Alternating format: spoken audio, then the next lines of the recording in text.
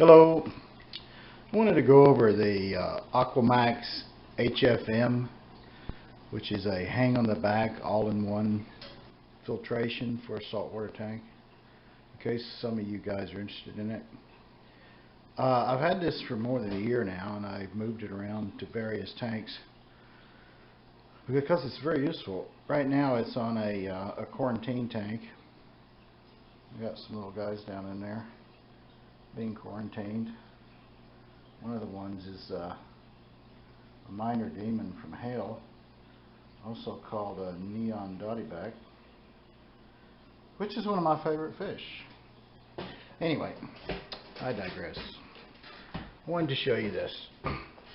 Okay, so it has a pump with an intake, as you would have on a hang on a back power filter. Has a protein skimmer. Has the mechanical of the filtration, and right under that is media basket. And this section, which is supposed to be a refugium, we'll talk about that in some detail. So the protein skimmer is very similar to the Aquamaxx hang on the back, the protein skimmer. It works the same way. You slide this O-ring up and down to adjust the level, which is actually a pain in the arse. But once you get it, you got it. To service this, you turn it off. You take this elbow off, unscrew this nylon nut, which I'm not sure why it's there, and there's a plate here. You grab this plate and the whole thing pulls up. So the C-shape pump's on one side, the bubble plate, diffuser, everything's on this side. You clean it all up, you slide it back down in, you put your elbow back on and start her back up. In this section, I just got a little piece of filter floss here over top of the media basket, and the media basket is quite useful.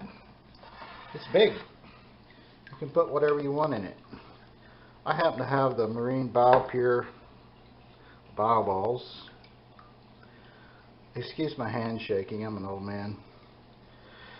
This comes clear, and one of the problems with it being clear is that if you're going to use this as a refugium or algae scrubber or something, the light will turn everything in here green with algae. So I painted this, and it seems to have stopped the problem. Be sure and let your paint dry for a long time. So the water goes all the way down the bottom of that, comes up around the corner into this refugium section.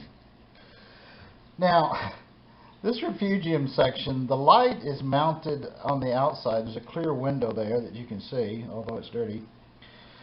And most of the algae just grows on the window. So if you have chitomorph in here, like I tried, it pretty much gets starved of light very quickly.